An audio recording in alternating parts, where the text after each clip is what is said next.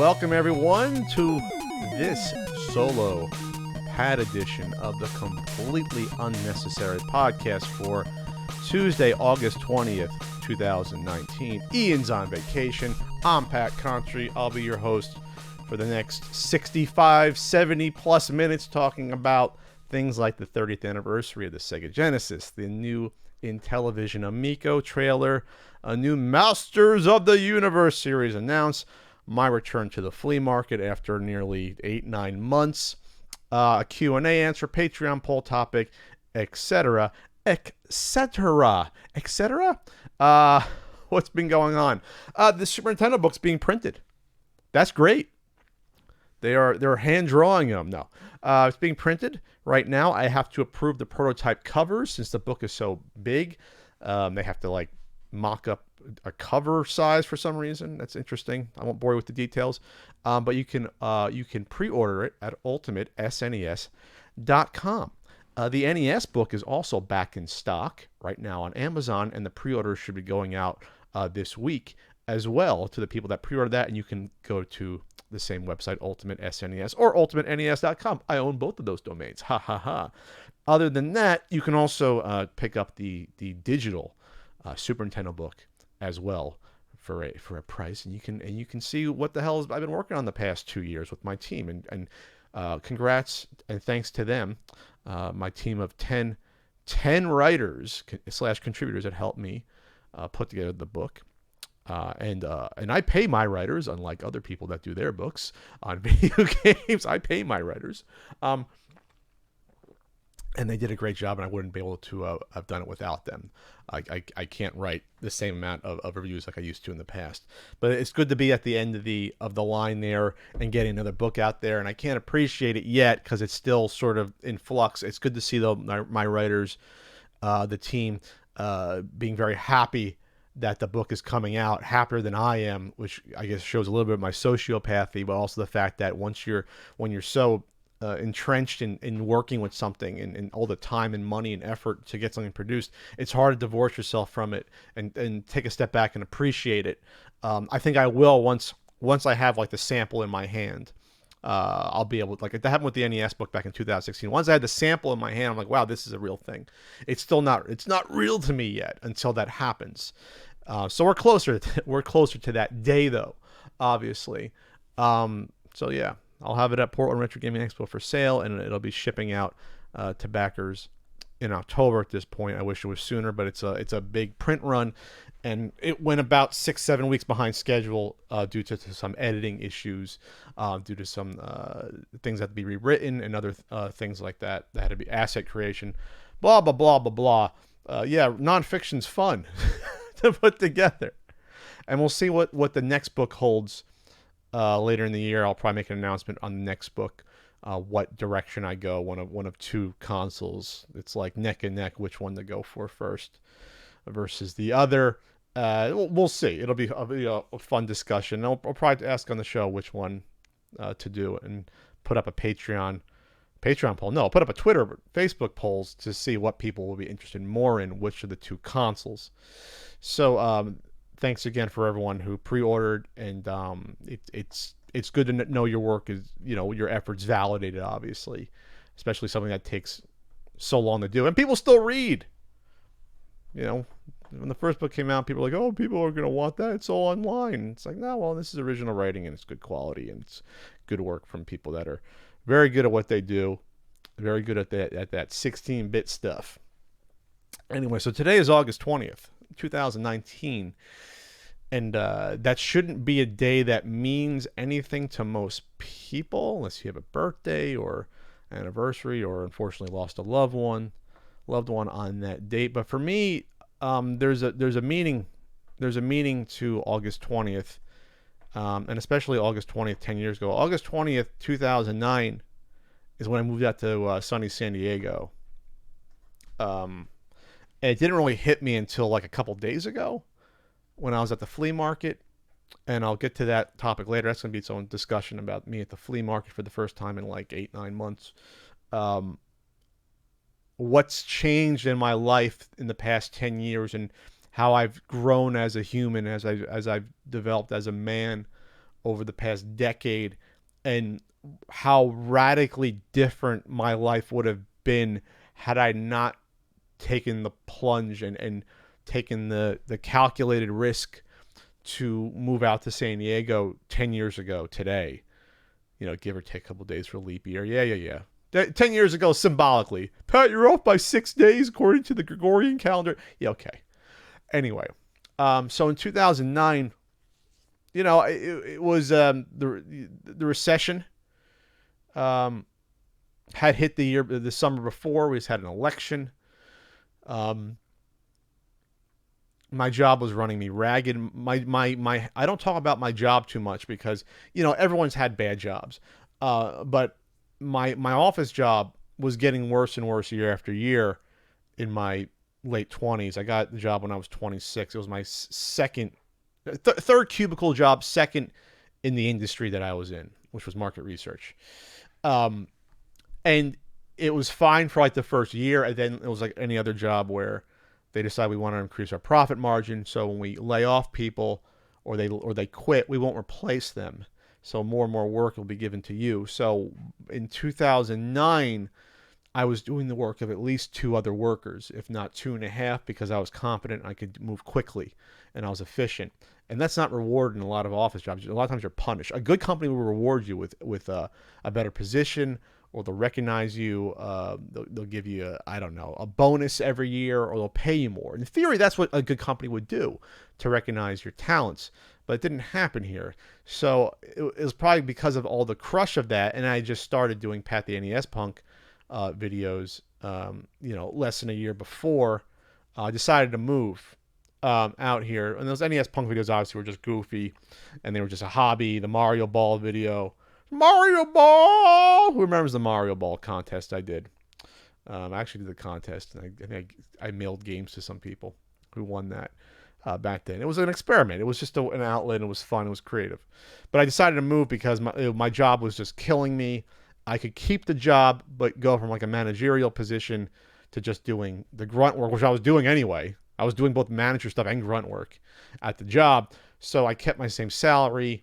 They just sort of, they docked me like my position, which I didn't care. And I moved out to San Diego and I gave it a go. And it was the best decision I made, because even though at first it was rough and it was sort of like throwing yourself into a new culture, San Diego is a lot different than New Jersey. It cost about roughly the same amount in 2009. Nowadays, San Diego is probably more than New Jersey by like 15%, 20% more to live here. But it was about the same back then, especially with the housing crash. Cost came down across the board, across the nation for everyone. So I could afford to get the condo. I wouldn't be able to afford that if there wasn't the housing crash. I would have no money. I wouldn't be able to afford the down payment to do that, let alone the mortgage. But I came out here, timing was right, and I found what I thought was going to be, someone that was a true love, or at least some love, and that didn't work out. That was a relationship, but that's a tale as old as time. But I sort of grew as a person. I figured out what I really valued in life. Yes, the game's on the wall. Yes, I value that. But I mean, like, just personally, what I value, the type of people I want to be around. I've made some good friends since I've been here. Met Ian right. I met Ian before I moved here. A year before I moved here, I met Ian. But I cajoled Ian into being my friend. I persuaded him, and I've talked about before in the podcast how it was always easier for me to. It was always more difficult for me to become friends with a guy versus a woman. It just was, and it still is. So I cherish those friendships and the friendships that a lot of friendships from I've gotten from the internet and from YouTube and meeting people at conventions and colleagues, and that probably wouldn't have happened if I didn't move, because moving gave me sort of a not a reset of my life. It gave me, I guess, like a soft reboot. It was like a soft reboot, like Force Awakens. Got a lightsaber in the gut, but you got a new generation of heroes, and it just I don't know. It was something new. It was just something new and different. And obviously not everyone has that option, but it taught me that you shouldn't be afraid of at least thinking of taking a chance while you can. And that could not necessarily has to be for moving across the country, but trying a new profession, trying a new hobby, doing something, getting yourself out of your comfort zone. I don't care if that means even going to see like a movie that a genre you would never thought of seeing, or joining a book club, or trying that spin class at the gym that you would think, oh, this isn't for me, or trying yoga if you think that's not for you. I mean, I thought yoga wasn't for me, and I started doing it in New Jersey before I even got here, when yoga wasn't really a thing out in the East Coast. I was like, yoga, that's for girls or whatever.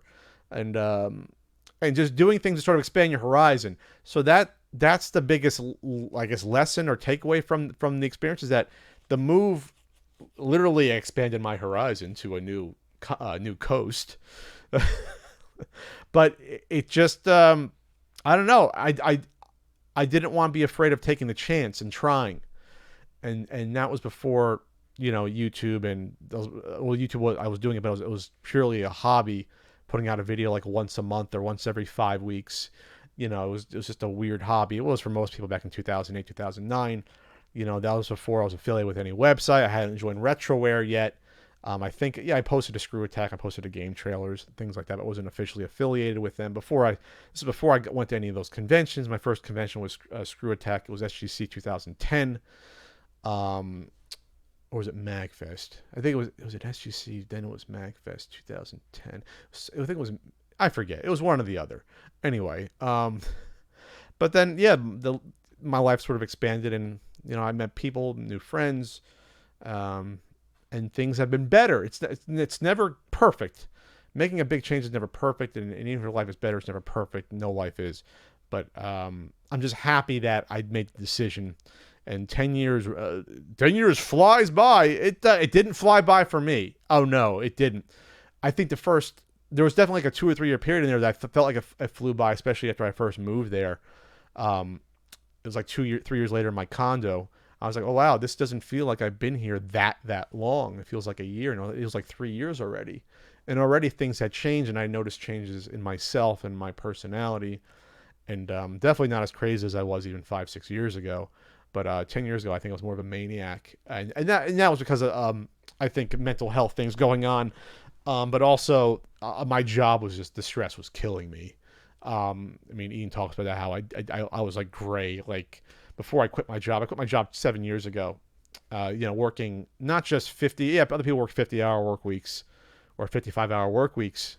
But it was not necessarily the time, and the average is honestly probably about 45 hours a week. It wasn't 55 every week, but there was like weeks of time where it hit 55 hours, sometimes 60. And it wasn't the number of hours that killed me. It was the stress of the time. It wasn't like just like, oh yeah, it was like easy 60 hours. It was tough, like crunch time 50, 60-hour work weeks. And that's what killed me, and responding to clients on deadlines. Deadline client-driven work is the worst of all, because like it's not up to you. It's up to, you have to do it. Like there's no excuses. You got to get the work done, or you're in deep shit. And that's what my job was. But whatever. It's fine. It's in the past. And I actually like a few of the people I worked with. Half of them I don't. But I like some of those people.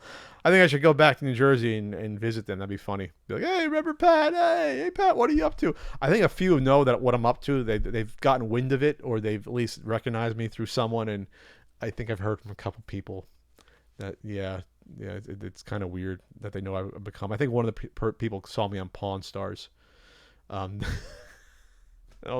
probably looked me up after that, or saw me on Spike TV. Anyway, what was I going with this? I'm kind of rambling right now, but I just think it's funny that how much has transpired in 10 years. And I'm not the only one, but this is my anniversary date, is August 20th. And I'll never forget leaving New Jersey. New Jersey in August and July is awful in terms of the heat, the humidity. And that day I left, I'll never forget it. All my stuff was already moved out.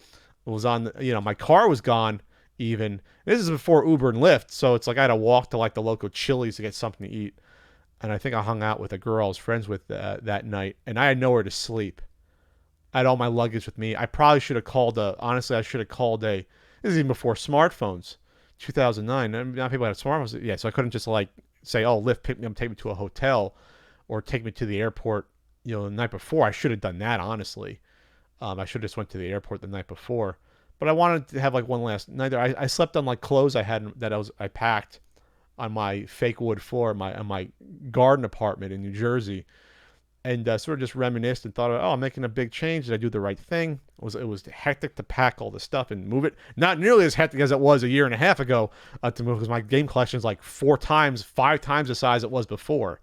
My game collection was cute and small in 2009 compared to what it is now. Jesus Christ.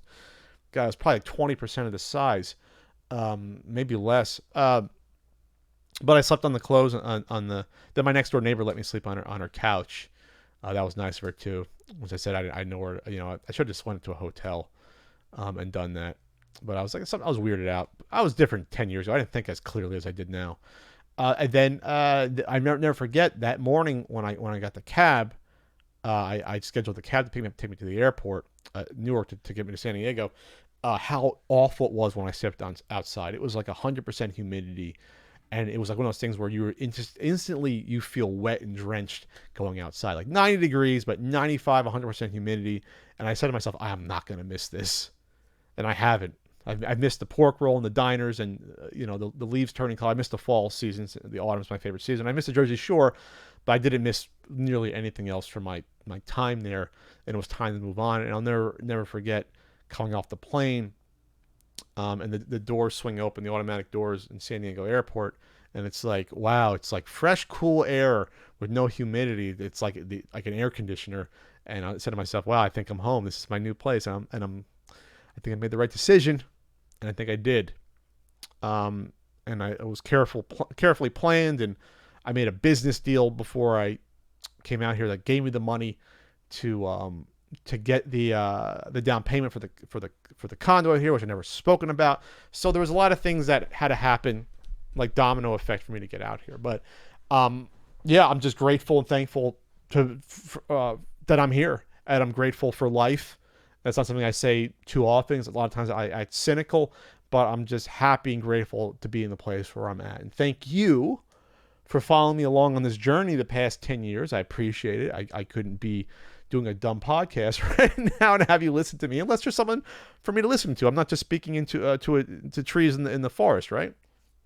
If you yell in the forest, does anyone hear you? I guess not technically, unless there's some squirrel around that's trying to get some sleep, or some bear that wants his next dinner.